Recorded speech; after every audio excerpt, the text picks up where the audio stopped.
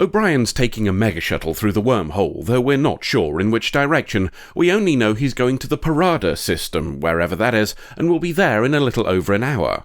Plenty of time then for a personal log about why he's got to run away from whoever he's fleeing, and needs to tell the Paradas about whatever's kicking off, assuming he survives that long. Back in time we go through the power of flashbacks to the morning after O'Brien had returned from an unspecified trip. He wakes to find Keiko and Molly already up, which is a bit odd when it's 5:30 in the morning. Keiko says she has schoolwork to do, and Molly tells him to bugger off, then scarpers. A confused O'Brien is told it's just kids being kids, then has the conversation changed to his trip. He was with the Paradas mentioned earlier, some upcoming peace talks having specific security requirements apparently, but he doesn't give much detail. Keiko decides to leave and say she's taking Molly with her to school. Bit odd when she said she had a load of work to catch up on, and with it still being so early, but she's the teacher, so he leaves her to it. The O'Brien family aren't the only early birds, and he finds someone working on a console in Odo's office. It's a job O'Brien was putting off till Odo got back from a trip to Bajor, and he's skeptical when he's told Cisco is the one who gave the go-ahead without asking him. Something to go and check, he thinks, though he doesn't get the chance. Cisco's on the promenade and talking to Keiko, who said she was going to the school with Molly. They both move on, though it would appear this was the last straw for O'Brien, who's now sufficiently suspicious that he ducks behind a support to hide. Back in the present, O'Brien's got just under an hour left before he reaches these Parada lads to warn them.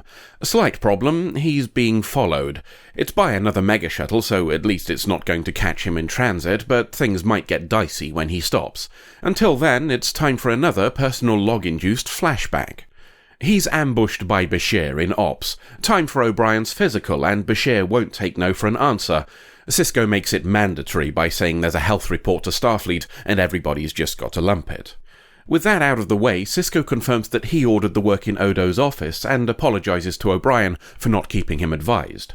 Then he wants to know all about the Paradas, and says O'Brien's report makes them come across as a little overeager on the security front. A civil war will do that to you, thinks O'Brien, but Cisco wants more and asks if there's anything he left out of the official report. All he can think of is that they kick up a stink when they're angry. That's not a euphemism either, they literally emit odours based on their mood. There's not much else, so Cisco talks about O'Brien working on the Parada security arrangements. More accurately, he talks about O'Brien not working on them. See, there's a very important and unrelated job that takes priority. A little odd that it's something O'Brien had checked yesterday, but nothing to be suspicious about.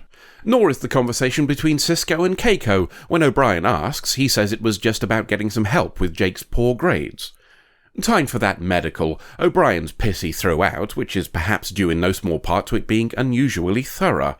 He's even asked about the health of his parents, which is odd when O'Brien had previously told Bashir his mother was dead, but he's eventually told everything's fine and leaves.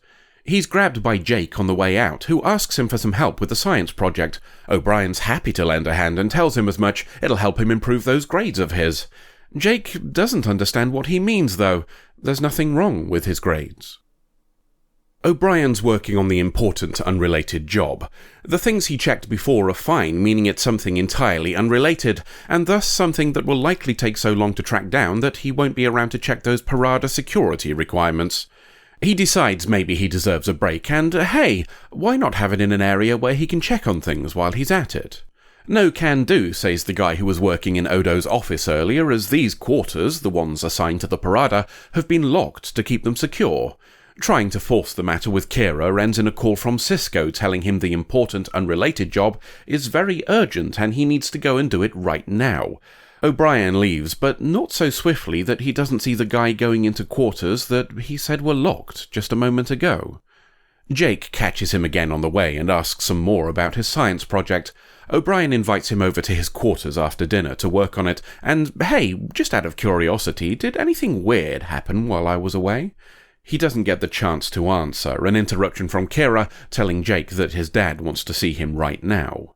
Back to the important, unrelated job, and he finally tracks down the problem to something so obscure that he finds it hard to believe it could have happened by chance. Still, at least it's done now, so back home he goes. Some small talk precedes him telling Keiko to expect Jake later. Or not, as she says Cisco just called to say he won't be over. Odd that it wasn't the first thing on her mind when he came in, if it just happened, and even odder that she says he's feeling ill. Molly's not here either, staying with friends, Keiko says. Alone time is dirty little bastard time, thinks O'Brien, or at least acts like it, though Keiko isn't in the mood. She'd much rather he eat this hearty meal, the one she cooked just for him, the one she doesn't like. He decides he's not hungry and will go for a lie down instead, all the while wondering who the woman pretending to be his wife is. O'Brien's up again now that maybe Keiko is asleep and out of the way. He's clearly watched as much science fiction as the rest of us, as he has the computer scan for anything that could affect or control people. The results are negative, as are the checks of arriving ships that could have brought something weird back through the wormhole. Even a check of official logs for the crew turns up nothing unusual, right up until the computer tells him that he doesn't have access rights to the ones made after the day he got back. Bit odd, as his clearance is the required level, though it would seem his code no longer works. A little thing like a lock isn't going to stop O'Brien, though, nor do the traps they've placed around those systems, and he gets the access he wants. The logs he was locked out of are all about the Parada security stuff, along with some mention about secret transmissions from that system. They also show his own personal logs have been sifted as well. It's enough evidence to get Odo involved when he gets back from his trip to Bajor, one that would have meant he wasn't around while O'Brien was gone. He listens to O'Brien's concerns, and, as these peace talks are happening the day after tomorrow, thinks it's worth having a quiet look into things. That doesn't mean O'Brien has to just sit on his laurels, though, so he's building a little toy, just in case things go pear-shaped. He's in Quarks and fending off suspicious questions about the Paradas when he receives his call from Odo. The meeting starts with Odo wanting more data, so O'Brien tells him about the Civil War, the Parada government fighting some rebels for 12 years now. O'Brien suggests the secret messages could have been from the rebels. Odo confirms as much, but doesn't think it's time to call off the peace talks just yet, despite O'Brien saying it's a clear breach of the security stuff we've been handling. That's enough to make O'Brien suspicious of Odo too, which is when everybody else comes in with guns and drugs. Unfortunately for them, O'Brien's little toy is a flashbang, and it allows him to grab a gun from Kira and Scarpa, pooping some yellow at a couple of lads on the way. The smart choice is trying to teleport away, which is why somebody's already thought about it and blocked him. No point in keeping the badge then, so he tears it off, leaving behind the tape that stuck it in place. It's gone in the next scene though, so maybe he picked it off. He's facing force fields now, but O'Brien's got tricks too, and enabling a load more means they have to shut down the lot. A chance meeting with Jake isn't the reprieve he thinks, as Jake calls for security. He's in the guts of the station by the time they arrive, then Scarpa's up a vertical shaft, losing his gun along the way. Last stop is a cargo bay, and one with a teleporter. Some beeping and booping gets him onto a mega shuttle and he takes off. He's had the sense to disable tractor beams and survives the station pooping some green at him till he's out of range, so now it's time for his next move. A call to an admiral at a starbase gets put through immediately, which is odd. The reason is because she knows who he is, and when told that Deep Space Nine has been taken over by forces unknown, instead tells O'Brien to turn around. He's not up for that though, and instead goes through the wormhole, all of which brings us, and O'Brien's log, up to date. He's now only a couple of minutes from the Parada system, meaning he's got precisely that long to think of a plan for dealing with the following mega shuttle. He settles on flying his own mega shuttle through some magnetic wibblies around the pole of one of the planets, then puts his boot down while the following ship has no sensors and parks up next to a moon. Rather than wait for him to pop up again, the pursuers go to a different planet in the system and teleport down, all while watched by O'Brien.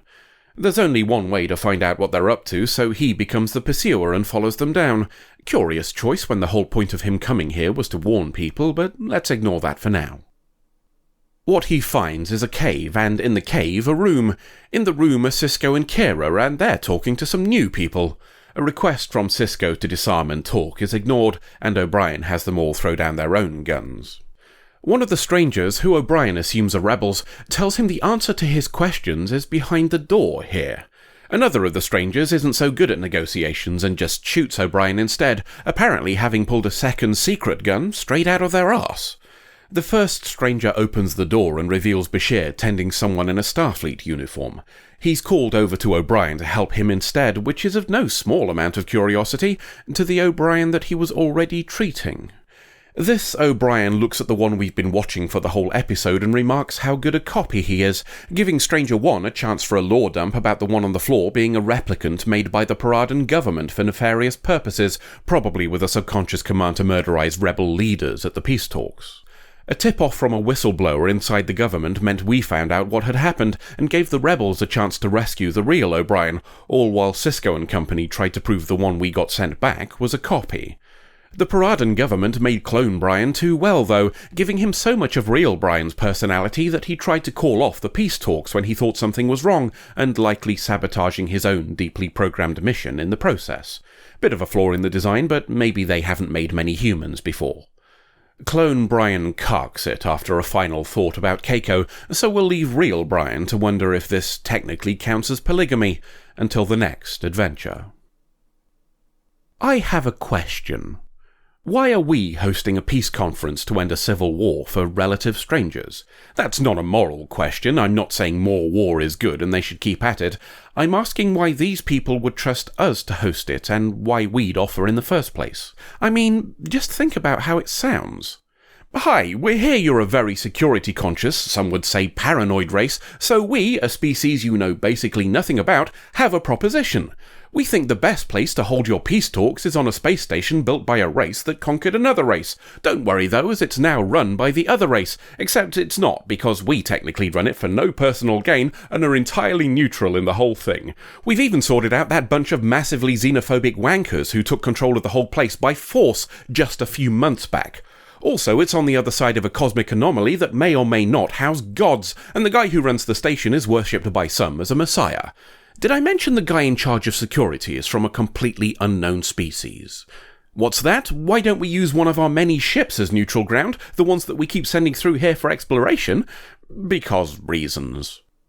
When you step back and give it some thought, you've got to admit, it's not a very convincing argument, is it? While we're on the topic of questions, why was O'Brien there to talk about security arrangements instead of the guy who's in charge of security arrangements? Okay, Odo was on Bajor when Clone Brian got back, but wouldn't asking for a delay have made more sense? Security systems may well have an engineering aspect, but that doesn't make him the right choice. It's like sending a vet to learn more about requirements for increased production at a dairy farm. You might know your shit about one of the components, but the rest simply isn't your job.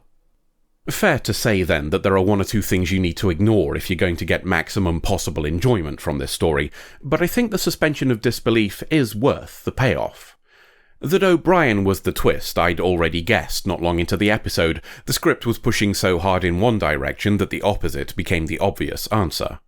That the twist would itself have a twist was a welcome surprise, and we'll give some points to whoever thought of that one. I doubt I'm alone in assuming psychological conditioning rather than a whole replacement O'Brien. It ultimately doesn't make much of a difference, and we're still borrowing heavily from the Manchurian Candidate, but at least the theft is competently done. It also reminds me of an episode of Batman the Animated Series of all things.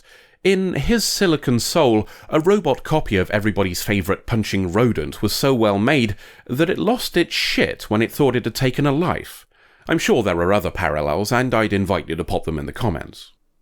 If there's a judgment to be levelled at this one, other than the whole premise needing a bit of mental gymnastics to work, it's that the end is far too abrupt. A chunk of exposition played over the dying Clone Brian, while nobody really seems to give a shit about what just happened, is both unsatisfying and paints all those involved as heartless. That's a shame, as there are a couple of places where we could have shaved things to give more space for the conclusion. Killing him off is the easiest option from a continuity point, but another minute or two there could have given us lots more options. Clone Brian being activated when he sees real Brian would have been both a logical trigger and a more convincing reason to result in his death than one of the alien lads just yanking another gun out of their anus. Maybe Bashir should have been the one to pull the trigger, and we could bypass Starfleet stun settings by having an alien gun in the other room be the only available weapon. That would certainly have added a wrinkle to the Bashir-O'Brien friendship we've been pushing so hard. This is all moot, though, armchair directing on my part, without the production pressures at the time. We've spoken before about how it's easy to suggest improvements in hindsight, so let's judge what we got instead. A solid story that tries to do something a little different to the standard template, and mostly succeeds. If it's a choice between this and something that's more polished but entirely by the numbers, I'll take the experiment every time. End of episode.